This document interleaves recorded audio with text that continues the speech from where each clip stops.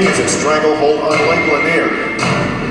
The real estate market continues to struggle.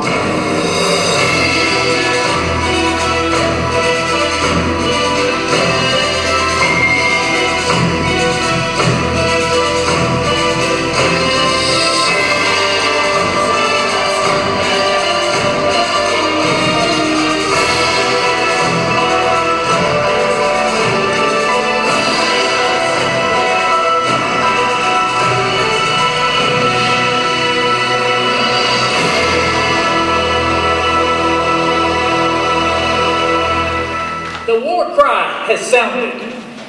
The earth has parted and swallowed up a portion of the economy, and the rest of the earth has been shaken to its core. North Georgia has not been immune to the hyperinflation of land and home values, overabundant lending, or the development frenzy.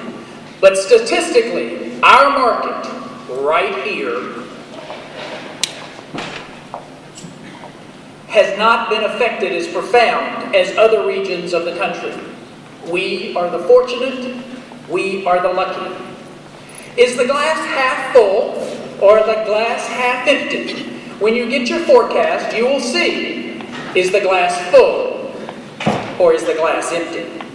Yes, we are in pain, but it's bearable. Our moderate climate, affordable housing, and non-unionized skilled workforce still make compelling arguments for relocation, business as well as personal. But it's a jungle out there. Hand-to-hand combat for jobs, market share, and in some cases, scratching for sheer survival. The howling wolves are in the distance, are ever present. The natives are restless. Consumer confidence remains stagnant, and the tigers are at prey. It's a jungle out there for loans, credit, and capital. Wild beasts continue to stockpile cash for an anticipated long, hard winter. Guerrilla marketing for remaining customers is in full force. Recently, one of our academic colleagues called Norton Native Intelligence psycho-economists. We kind of like that moniker. First, we are indeed psycho. My children, be quiet. Wild about data and market opportunities, even in the midst of economic Armageddon. Second, we love fundamentals of economics, supply and demand, feast or famine, and the inherent qualities that drive manufacturing, service, and financial markets. This notion of economics has great appeal. We better define it as an understanding of the underlying facets of consumer behavior translated into shifts in spending patterns, demand for housing or hoarding, or of cash in our electronic piggy banks. Psychoeconomics may not be a real word today, but it's clearly what Norton Native Intelligence is all about. Delivering a story of reality, truth, and opportunity from the raw data collected. Sifting through the collective materials and charting a course for new construction, new development. Renovating our aging government infrastructure. Creating new jobs in all parts of North Georgia. And protecting our natural resources, the reason we're here. Pain, sadness, despair, stubbornness, embarrassment. These emotions run deep as we enter into 2011. But the ever-present truth is that entrepreneurship is alive and well deep in the bowels of North Georgia's economy. Creativity pours out amongst the standing businesses and government leadership. We have found that hope is not a business plan. Clearly, one must roll up one's sleeves, dig deep within, risk personal and financial capital, and move forward through this jungle. North Georgia is moving forward through the jungle. Our first trend. We're going to evolve, not recover. The word recover assumes that real estate, the financial markets, and the retail consumerism is going to return. Recover to pre-2007 levels. While leading indicators clearly point to our improvement, inventory dropping, lower interest rates, job stability, in our opinion, this market will never recover. Real estate as a source of shelter and super wealth accumulation has been forever shaken. Financial markets, lender and community banking have had a sobering wake-up call. Local government revenue diminishes and the pain trickles down to the deepest economic roots. Consumers have pulled back, stockpiling piggy banks, not their bedroom closets, and have refocused their interests toward value-priced consumables. The basic bare necessities, not extravagant luxuries. Investment capital is sitting dormant on the sidelines, collecting meager interest, but no longer at risk for further freefall. The better term is evolve, evolution. The market business core is in a massive effort to streamline North Georgia's overhead, trim fat from corporate budgets, push manufacturing productivity and production, but with far less personnel. They are overstuffing their warehouses and stacking people on top of people in office cubicles. The thrill is gone. Rethink everything. Great cardiologists tell heart patients and recovering heart attack victims and their families to expect recovery of the patient's health, but also expect major personality and life choice shifts. The near-death experience profoundly alters the psyche, alters forever priorities, changes habits, traits, and the resulting course of the future. The economy has had a massive heart attack with this market meltdown and is now in slow correction or rehabilitation. We are in a physical and fiscal rehab. The market is getting better.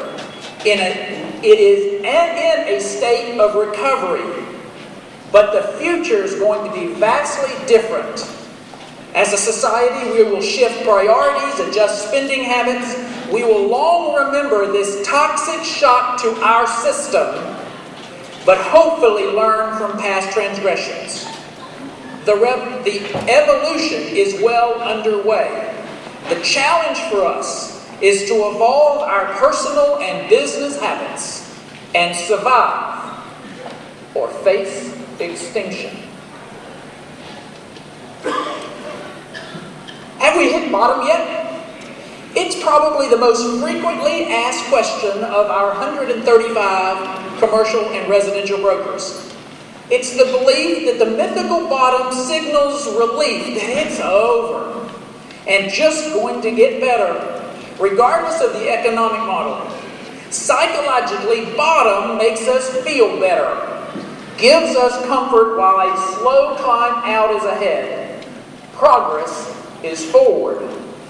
When asked this question, we typically respond, which bottom? Which perspective? Which product? You see, there are multiple bottoms. The bottom for pricing, the bottom for inventory, the bottom for new homes, the bottom for commercial, the bottom for land, the bottom for apartment inventory, the bottom for apartment vacancies, the bottom for apartment rents, the bottom for retail, the bottom for foreclosures, the bottom for downsizing, the bottom for second homes, the bottom for builders, the bottom for late sales, the bottom for our credit scores, the bottom for bank failures, and the bottom for unemployment. The reality is that there are many multiple bottoms. It's a matter of perspective, micro markets and micro pricing. We recognize the importance of that benchmark to the modern psyche.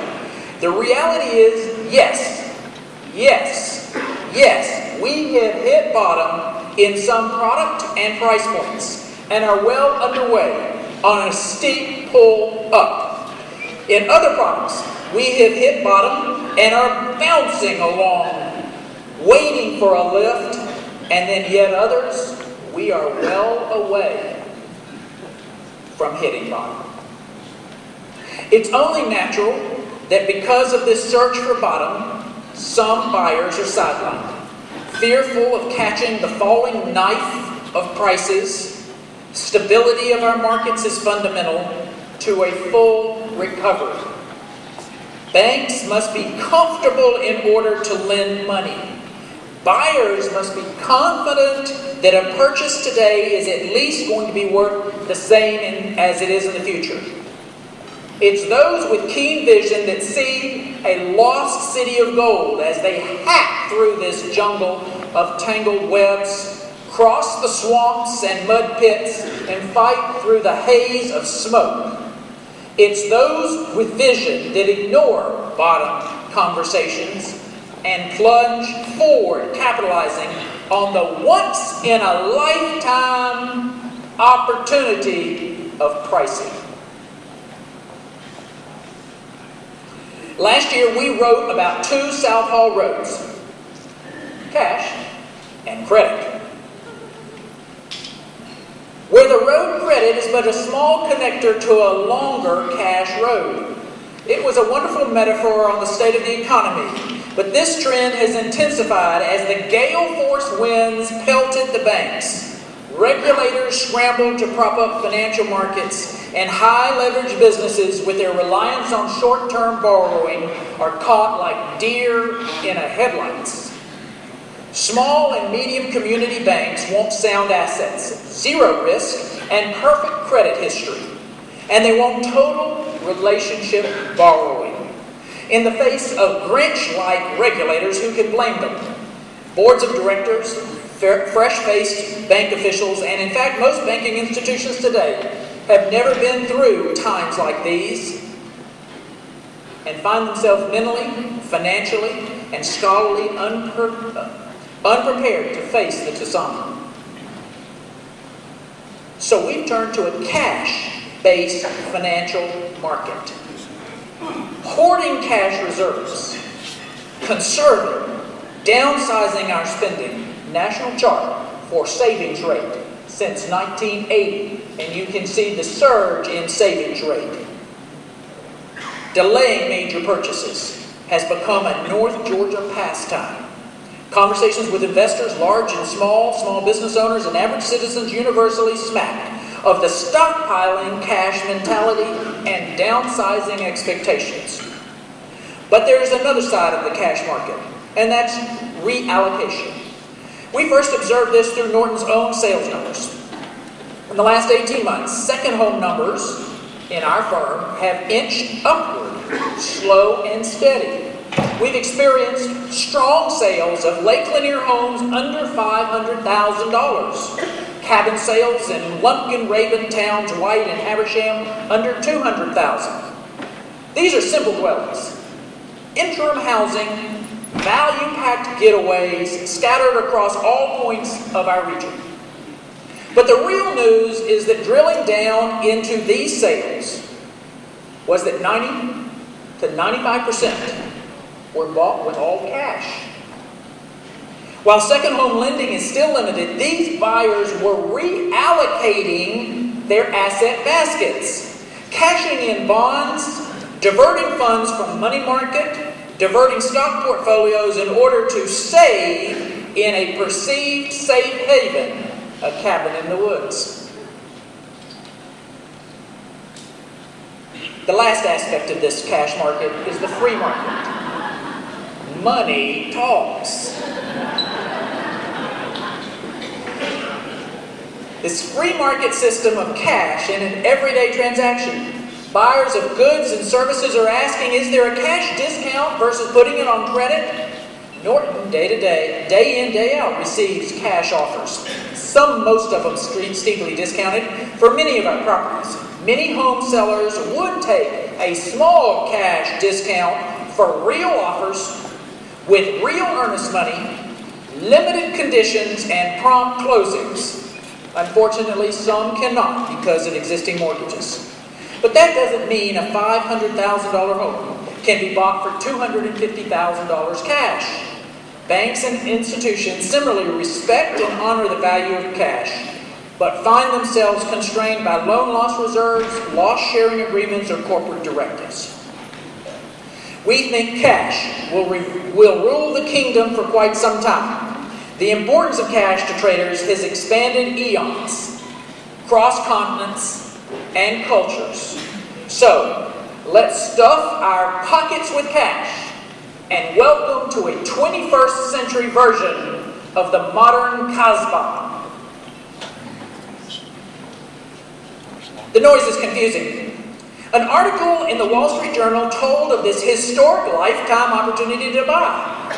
Depressed prices coupled with legendary low interest rates.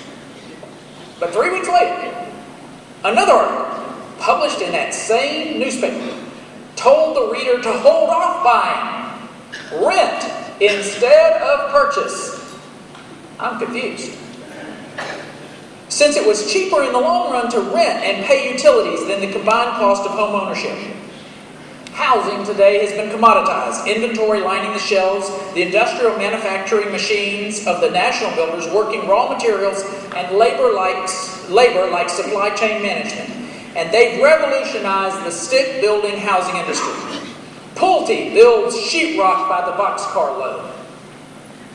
D.R. Horton owns granite quarries production capacities. Cabinet manufacturers and plays the future markets for housing commodities. The onesies, twosies builders struggle to compete.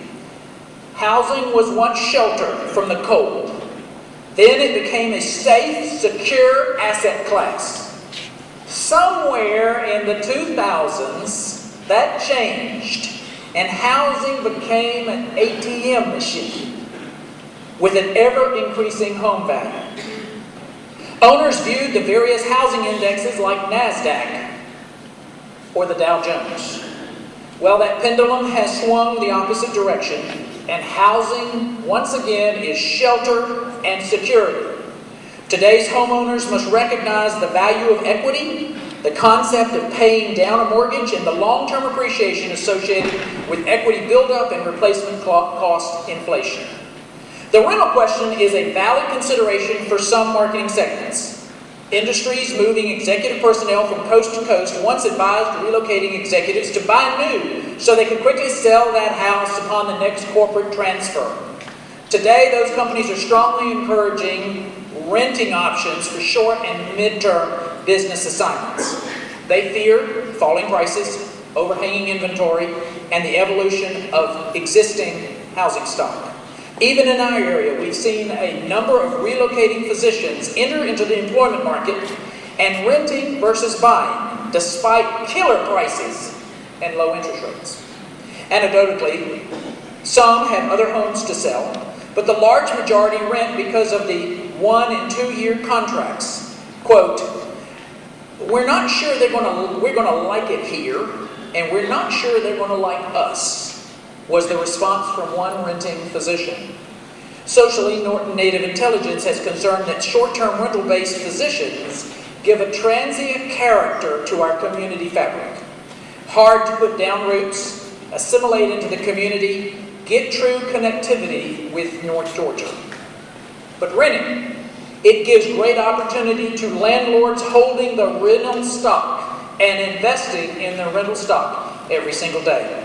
Occupancies are going to surge, demand will increase, and profits to the landlords skyrocket. Expect the great buy or rent debate to continue.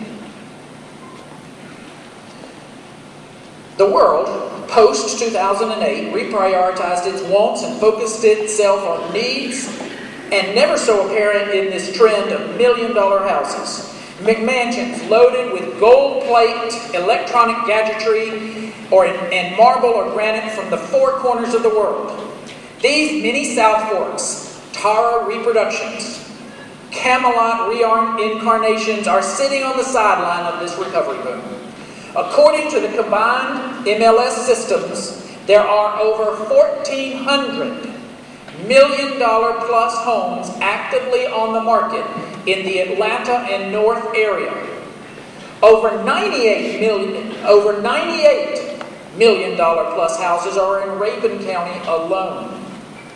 That dichotomy of the market is that even more prevalent on Lake Lanier, where the supply of homes with boat docks is 7 months supply at prices under $500,000 in value, and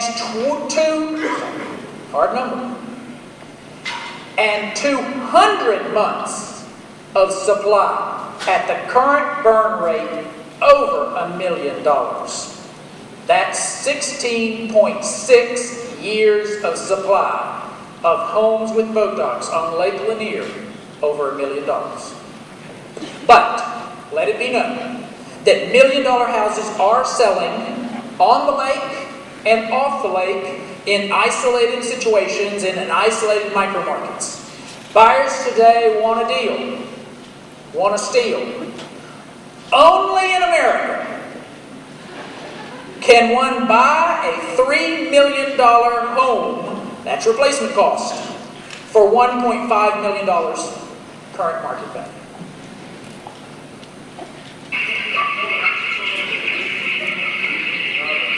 North Georgia is the poultry capital of the world. We need to calm the chickens. But with North Georgia's population expanding and aging, is poultry still the dominant that it once was? With the assistance of a special studies class at the Mike Cottrell School of Business at North Georgia College and State University, we set out to study, research the dynamics of these two vital, important market sectors to our region. The class participants and Dr. John Scott are with us tonight. Thank you very much for your help.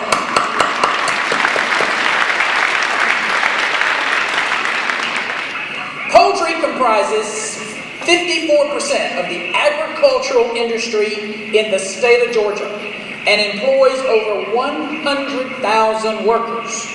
Poultry contributes $18.4 billion to Georgia's economy through egg farms, broiler farms, related industries.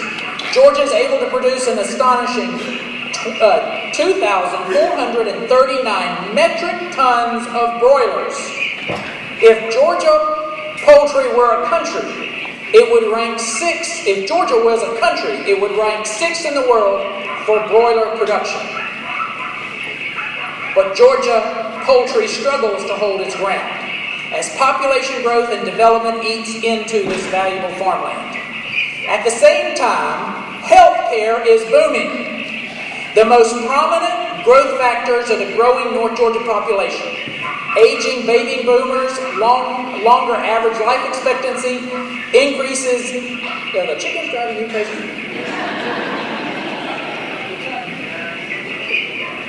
Smells like money.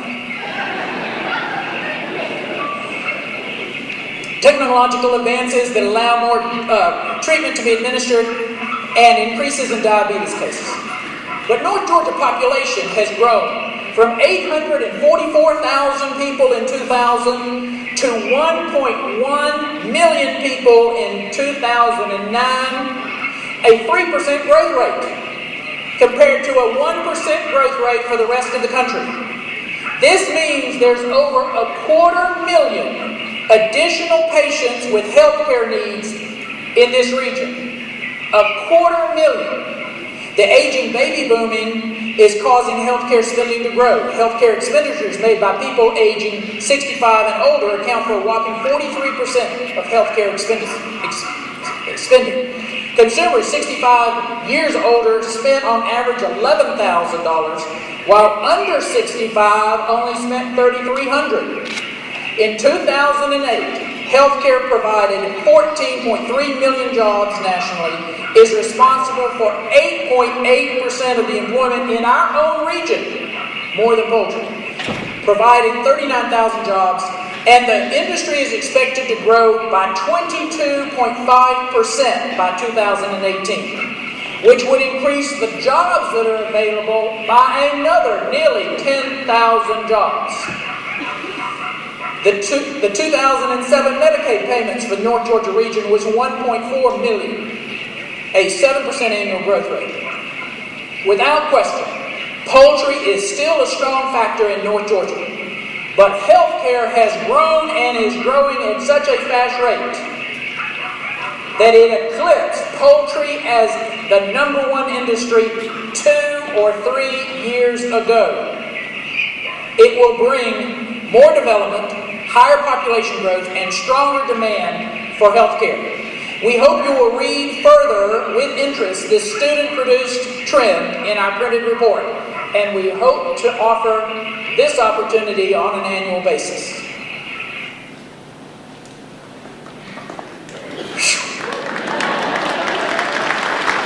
Talking over a clock of tickets. With a predicted decline of Metro Atlanta building fraternity of 85%, Norton has expressed great concern with the slash and burn Sherman-esque Atlanta construction landscape. But with the last half of 2010, we saw hope sprouting from the charred remains. While the national production builders, Pulte, D.R. Horton, Beazer, Lennar, expand their formidable market share, which now comprises 48% of all new home permits, we see a new generation of builders emerge. The Phoenix. These are well-known Metro Atlanta builder machines, vastly pared down, emerging in their sons, son-in-laws, or daughter's name. Builders using their wife's credit, their children or grandchildren's trust funds to slowly step out of the abyss and begin a new life, a new homes building entity. Not a rehabilitated or re-engineered business, but entirely new companies full of energy and unshackled from lot, land, and standing home inventories. They're freshening up Dad's old plans, required to equitize, that's my word, the construction process with 50 to 60% equity in construction loans in many cases, and inching forward, building 1 or 2 houses at a time, not 10 or 12, 4 or 5 lot takedowns, not 25 to 100, and much more narrowly focused marketing strategy. Norton Native Intelligence believes that this Phoenix, along with custom home and the industry giants, will help accelerate our lot trend reduction, reignite a minor building engine, and push our economy forward. Right along the major and sometimes minor roads throughout this great region, and most likely you will zip past these and miss them. I have for a number of years. Phantoms, I'll call them. Isolated, lone structures, ghosts of industry and commerce past. Some are marked by rusty hulks of water towers, metal sheaths, storage sheds, cisterns, cracking parking lots with sprouts of weeds, husky mountains of debris, and acres of empty space. Big manufacturing, mostly textile-based, have retreated from the nooks and crannies of our mountains, leaving behind some gems and some not so well-positioned real estate. Add to these small retail mom-and-pop fruit stands, aging gas stations, trading posts, and taverns along Highway 60, 129, 441, you name it. It's the combination of these orphan real estates that we're going to dub phantoms, aging, functionally obsolescent, and tucked into overgrown landscape. Some are on the market, most are not, languishing in the hot sun. While the locals all remember their legacy, the general public does not. These buildings are generally below the radar for industrial and business recruitment. Unfortunately, the counties in North Georgia search for that holy grail of industrial recruitment to replace them will largely be a failure. In 2011, industrial demand is focused on cheap space, newly constructed, high ceiling heights, cheap labor, and instant accessibility to the major markets on I-85 and I-75, not our mountain roads clogged with local and tourist traffic. There are, however, some interesting, novel, creative solutions. Creative forces are at work in Reagan County, as an example. They are turning the 1.2 million square feet, and that's under one roof, Fruit of the Loom building into a multi-tenant industrial fortress. Our hats off to them. But Norton Native Intelligence sees most of these as albatrosses hanging around until they rot, are bulldozed, or sold for scrap. Over the last 10 years, the cities and counties across North Georgia like across the nation, without really understanding the full dynamics or unintended consequences, have been building holographic infrastructure on the backs of local taxpayers. We now shockingly realize that taxes have been the government's version of crack cocaine.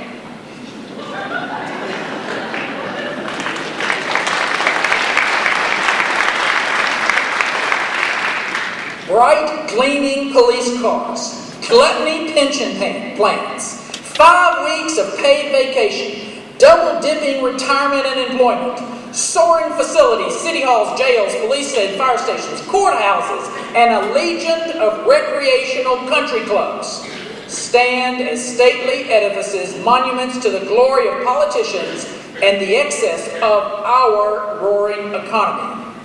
It is now recognized that tax bases were annually inflated by the economic rising tide. SPLOST revenue was inflated by overzealous consumer expenditures, and outrageous service fees on top of outrageous service fees fueled the political government mentality akin to a spring break gone wild movie. But in the words of investor Warren Buffett, quote, "Now that the tide has gone out, we can see who's been swimming naked," end quote. We'll see who can survive. In our haste to spread our lottery-esque windfalls, few took into account what it really cost to run and staff a 424-bed jail in Jackson County, nor calculate the heating and cooling and lifeguard bill to run the Francis Meadows Community Center, the clipping and grass-cutting bill for thousands of acres of parks in Gwinnett, the security staff cost for new courthouses, or the maintenance cost for expansive Gwinnett schools and gymnasiums, better facilities than most college campuses. In a bloated economy, no one watches the store. The spin and hype of community boosterism overwhelms the psyche, envelops the mind with well-intended progress. An invincibility mindset sets and emerges. Never, no, not here, we're different. The argument also, well, if we don't use the state or federal grant, we'll lose it, doesn't stand muster either. That money isn't free. It's still the citizens' hard-earned scrip. Today, we have roads that serve little or no purpose in South Georgia. We run red rabbit transportation systems that have abysmal occupancy. Did they really tint the windows so we couldn't see that they were empty?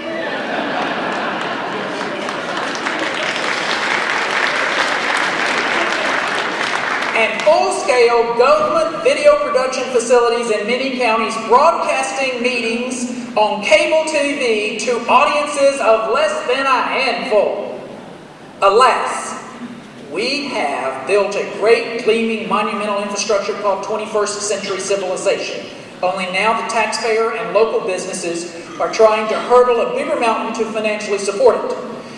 No one wants to talk about nor touch the declining values of the county's tax base, nor, heaven forbid, approve an increase in millage rate, nor cut back on any department's budget. In the eyes of most government managers, everything is sacred. Everything is essential. While businesses have swallowed the bitter pill of downsizing, local governments have been impotent in their action. It's hard to fathom how they can pat themselves on the back and say, we've held your budget and we've held your taxes at par, when most North Georgia businesses have slimmed their overhead 10, 15, 20, or 30%. It's too hard to take away an entitlement once it's been given. Raising user fees for services, permits, sprinkler fees, fire protection charges, garbage collection, applications is not the panacea. We, the citizens, are too smart. Businesses are too savvy for these actions and are starting to wake up and voice their concern. First privately in the coffee shops, then at the ballot box. The quiet pro-business revolution is simmering. How do we continue to feed the monster? Ronald Reagan said, when a business or individual spends more than it makes, it goes bankrupt. When a government does, it sends you the bill. It's time, in our opinion, to reprioritize government services into two buckets: the must-haves and the like-to-haves. Then strongly encourage, if not demand, they shift the financial resources accordingly. The pain, for the most part, will be temporary. The noise will be loud. Other thoughts. First, we are fully supportive of SPLOS as a funding mechanism. It's the accountability and stewardship of the expenses that give us concern. All counties and state need to find a way to improve the efficiency of the education delivery system to hold down costs, both secondary and primary. The lottery has been a miraculous windfall, but we can no longer rely on that sustainable flow of income. We need to find a way to scale back, warehouse, or eliminate services that no longer serve the masses. If it don't cash flow, let it go. Face the reality that government doesn't exist for the sake of its employees. It exists to assist and govern non-government employees.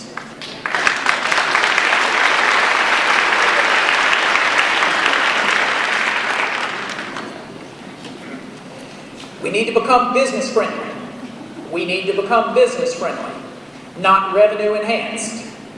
We need to strip laws, ordinances, and fees passed over the last 10 years to the bone. Look at the full cost of enforcement and implementation. Recently, it took Norton staff 3 or 4 man-hours to fill out 3 different applications, go to multiple departments, produce a scale drawing to permit a temporary party tent in our office front lawn for a barbecue.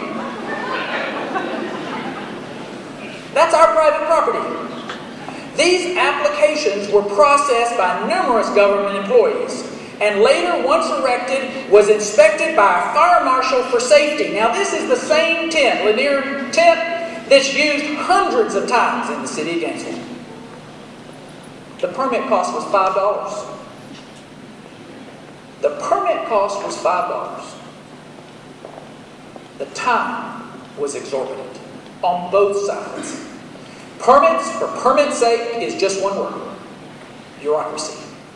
The stark reality is that government has gotten too big because we thought we had unlimited sustainable resources. In boom times, North Georgia governments artificially pumped up tax collection rates and overspent. In 2007 through 2009, as revenue shrank, many governments depleted reserves to keep things in the status quo and now face empty coffers.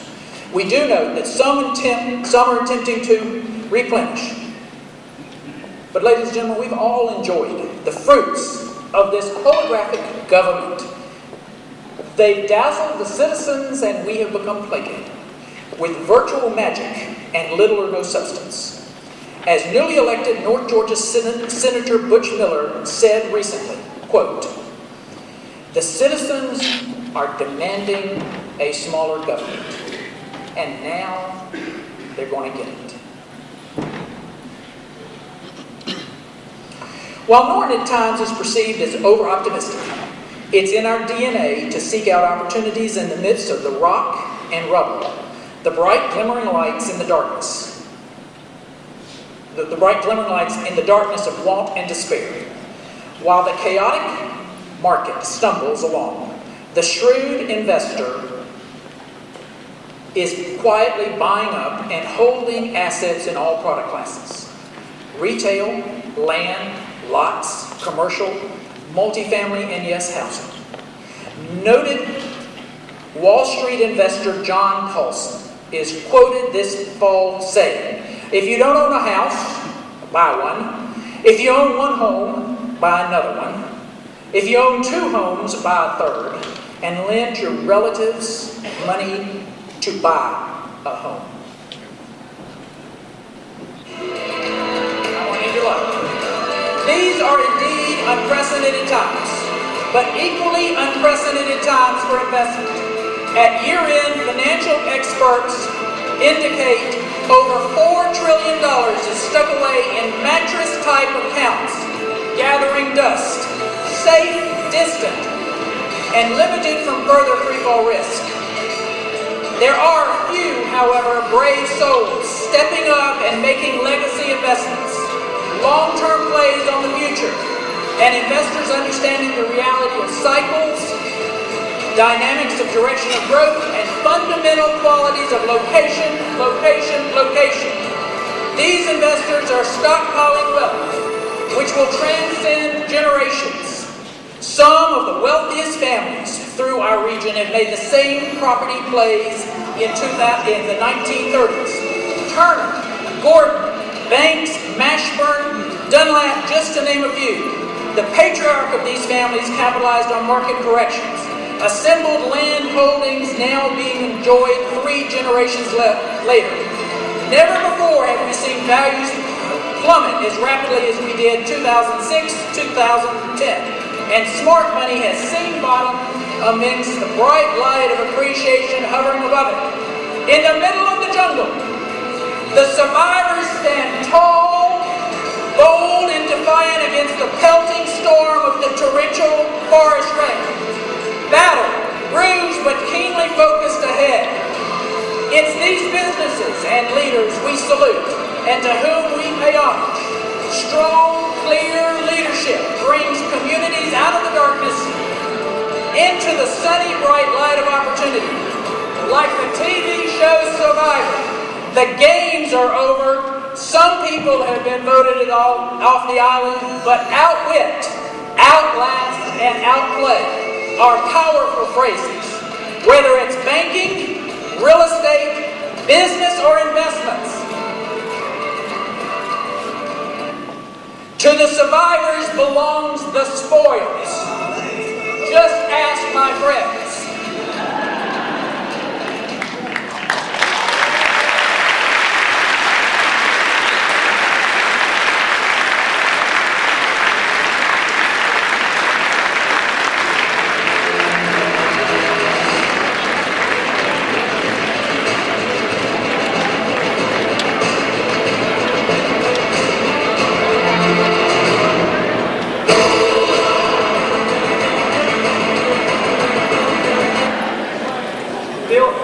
Meet our friends, Clarence and Sophie, and we want to thank Chestatee Wildlife Preservation for bringing them this evening.